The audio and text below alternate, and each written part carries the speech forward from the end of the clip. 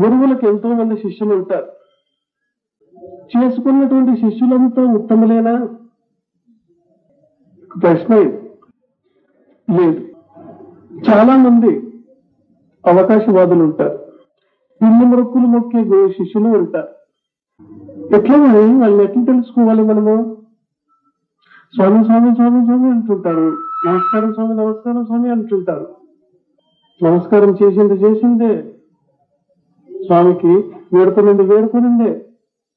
అయితే నిజమైనటువంటి శిష్యుని యొక్క గొప్పతనం ఎప్పుడు తెలిసిపోతుంది అంటే, చూడండి, ఒక ఇనుప ముక్క, ఒక ఎండుటాకు, రెండింటిని పక్కలో పెట్టండి. గాలి లేనంత వరకు అవి రెండు బాగానే ఉంటాయి. భయంకరంగా గాలి వీచినా ఆ ఆకు ఎగిరి 3000 దూరం పడుతుంది, ఆ ఇనుప ముక్క మాత్రం ఆడే ఉంటుంది. ఇదే పరిస్థితులు ఏమైనా ప్రతికూలంగా ఏర్పడినా ఈ పిల్ల మొక్కులు మొక్కే శిష్యులు అక్కడి నుంచి పారిపోతారు. నిజమైనటువంటి శిష్యుడు మాత్రం అక్కడే నిలబడతారు. ఏమి సంభవించినప్పటికీ, కష్టము రాని నష్టము రాని ఎటువంటి భయంకరమైనటువంటి పరిస్థితులు ఏర్పడినప్పటికీ తాను ధీరుడై నిలబడతాడు. శిష్యుని యొక్క లక్షణం, నిజమైన శిష్యుని యొక్క లక్షణం అది. అయితే ఈ కాలాన్ని బట్టి అటువంటి శిష్యులు లేరు. ఎటువంటి శిష్యులు ఉన్నారు అంటే, జీసస్ క్రైస్తుకు చిక్కిన ఒక శిష్యుడు, జూడాస్ ఇస్కారియోట్ అని అని పేరు. 12 మంది శిష్యుల్లో వాడు ఒక ప్రముఖ శిష్యుడే ఉండే. ఇస్కారియోట్, జూడాస్ ఇస్కారియోట్, వాడు ఒక ఈడియట్ అని అర్థం. మహానుభావుణ్ణి కేవలం 30 వెండి నాణ్యముల కొరకు పట్టిస్తాడు. తాను ఉత్తమమైనటువంటి ముఖ్యమైనటువంటి శిష్యునిగా ఎన్నుకున్నప్పటికీ అవకాశము చూసి, సమయ సందర్భము చూసి తన గురువునే తాను 30 వెండి నాణ్యాలకు అమ్ముకున్నాడు. ఇటువంటి శిష్యులు లేరా? ఇటువంటి శిష్యులు కూడా ఉన్నారు. ఎప్పుడు తెలుస్తుందంటే, పరిస్థితులను బట్టే తెలుస్తుంది. పరిస్థితులు ప్రతికూలంగా లేనంత వరకు వీళ్ళు నిజమైన శిష్యులేమో అని అనిపిస్తుంది. అయితే ప్రతికూలమైనటువంటి పరిస్థితి ఏర్పడినప్పుడే నిజమైన శిష్యుని యొక్క గొప్పతనం తెలిసి వస్తుంది. అందువల్ల నిజమైన శిష్యుడు ఎప్పటికీ సర్వకాల సర్వావస్థల యందు ఆ సద్గురుని ఆశ్రయించి, సేవించి తరించేదానికి ప్రయత్నం చేయాలి. చాలా మంది శిష్యులను చూస్తున్నాం, స్వామి సంతానం కాలేదు, సంతానం అయ్యేటట్లు ఏమైనా ఆశీర్వాదం చేస్తావా? నీ కర్మను తూకం చేసి చూస్తాడు గురువు.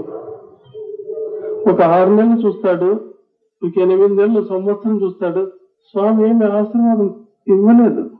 ప్రతికూలమైనటువంటి పరిస్థితి ఏర్పడి అక్కడ చట్టని ఎండుటాగిలా ఎగిరిపోతాడు. స్వామి ఉద్యోగం కావాలా? ఉద్యోగం చూస్తావా? స్వామి ఆశీర్వాదంలో కొంచెం ఆలస్యమైన ఎండుటాగిలా ఎగిరిపోతాడు వీడు. అయితే ఒక ధీరుడు, ఒక నిజమైనటువంటి శిష్యుడు ఇనుప ముక్కలాగా పడి ఉంటాడు. స్వామి నీవే తప్ప ఇత పరం మెరుగ, నీవే కాపాడాలి, ఏమైనా కానీ నన్ను నమ్ముకున్నాను అయిపోయా అంటే గురువు పరీక్ష చేసి లేవనెత్తాడు. అయ్యో, నన్నే ఆశ్రయించుకున్నాడు కదా, నన్నే నమ్ముకున్నాడు కదా, ఇక నేను వీణ్ణి రక్షించుకోకపోతే ఎవరు రక్షిస్తారని చెప్పి ఆశ్రయించి పైకి తీసుకుంటాడు. అంతవరకు ఓర్చుకుని ఉండే ఆ ఓర్పు మనకు కావాలి. ಹರತನ್ನ ಭಕ್ತರ ತಿರುವಂತೆ ಮಾಡುವ, ಒರೆದು ನೋಡುವ ಸುವರ್ಣದ ಚಿನ್ನದಂತೆ, ಅರೆದು ನೋಡುವ ಕಬ್ಬಿನ ಕೋಲಿನಂತೆ, ಬೆದರದೆ ಬೆಚ್ಚದೆ ಇದ್ದಡೆ ಕರವಿಡಿದೆತ್ತಿಕೊಂಬ ನಮ್ಮ ರಾಮನಾಥ. హరతన్న భక్తర తిరువంతే ಮಾಡುవ, తిరుగోకుగా భిక్షగానిగా చేస్తాడు గురువు తన శిష్యుల్ని. ఎందుకు?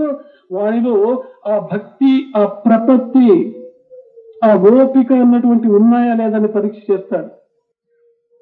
ఎట్లా అంటే, అరెదు ನೋಡುವ సువర్ణದ చిన్నదంతే, బంగారం యొక్క తేజాపు చూడాలంటే దాన్ని బాగా తిక్కాలంటే తిక్కుతో తెలుస్తుందంట. ఈ షరఫ్ పని చేసే వాళ్ళకి బాగా తెలిసి ఉంటుంది, రామాంజనేయులు అట్లా వాళ్ళకి తిక్కుతో తెలుస్తుంది అది తేజాపు. గురువు కూడా శిష్యుని తిక్కుతాడంటే వచ్చేందే గురువు పూలారమేసి అభయం ఇవ్వడు, చూస్తాడు. అరెదనోడు సువర్ణద చిన్నదంతే. ఇంకా ఏం చేస్తాడు అంటే ఈ చెరకు ఉంటుంది చూడండి, దాన్ని పిండితేనే రసం వచ్చేది. ఊరికి చెరుకు పట్టుకుంటే రసం రాదు. అదే రీతిగా శిష్యుల్ని గురువు పిండుతాడంట. అప్పుడేం కావాలి? ఓపిక కావాలి. బెదరదే బెచ్చదే ఇద్దడే, నిర్భయంగా అన్నిటికీ సిద్ధంగా ఉన్నాను, నువ్వేమన్నా చేసుకో. అదే ఆ రీతిగా ఉంటే కరవిడిదెత్తుకొమ్మ నమ్మరామనాథ, అప్పుడు చేయూతనిచ్చి పైకి తీసుకుంటాడంట. నీవే సమర్థుడు, ఏం కోరుతావు కోరుకో. ఎందుకంటే గురువు యొక్క హస్తములోనే అష్టైశ్వర్యాలు ఉంటాయి. ఏమి కావాలంటే అది ఇచ్చే శక్తి ఒక్క గురువుకే ఉంటుంది ప్రపంచంలో. సద్గురువు ఏమి కావాలన్నా ఇచ్చేదానికి వారికి సామర్థ్యం ఉంటుంది. ఎప్పటికీ వారి హస్తం ఆశీర్వాదం చేసే రీతిగా ఉంటుంది, కానీ భిక్ష కానిలాగా ఈ రీతిగా ఉండదు. ఎందుకు? సమస్త ఐశ్వర్యాలు తన హస్తంలో పెట్టుకున్నాడు కాబట్టి ఎప్పుడు వారి హస్తం పైనే ఉంటుంది. శిష్యులకు అభయం ఇవ్వలేడా? రక్షించడా? ఆదుకుంటాడు. ఎప్పుడు? నీ ఓపికను బాగా పరీక్ష చేస్తాడు. ఆ పరీక్షలో నీవు నెగ్గినప్పుడు, నీవు గెలిచినప్పుడు నువ్వు ఎత్తుకుంటాడు పైకి. లేకుంటే ఎండుటాగలా ఎగిరిపో అంటాడు. ఘోడా హై మైదాన్ హై, 1000 ఆవుల్లో ఒక ఆవు నాకు పాలు ఇవ్వలేదు పదా అంటాడు. ఎందుకు? పేరు ప్రతిష్టల కోసం గురుత్వాన్ని తీసుకోడు గురువు. ధర్మాన్ని వ్యాపింపజేసేదానికి, ధర్మ పరిరక్షణ కోసరం ఆ బరువు బాధ్యతలను తన నెత్తి మీద వేసుకుని ఉంటాడు. కాబట్టి నిస్వార్థంగా శిష్య భక్తాదుల సేవ చేసేదానికి ఆ గురువు అహర్నిశలు ప్రయత్నం చేస్తుంటాడు. అందువల్ల ఓపికతో ఆ గురువును సర్వకాల సర్వావస్థలందును సేవించి తరించేదానికి మనమంతా ప్రయత్నం చేద్దాం.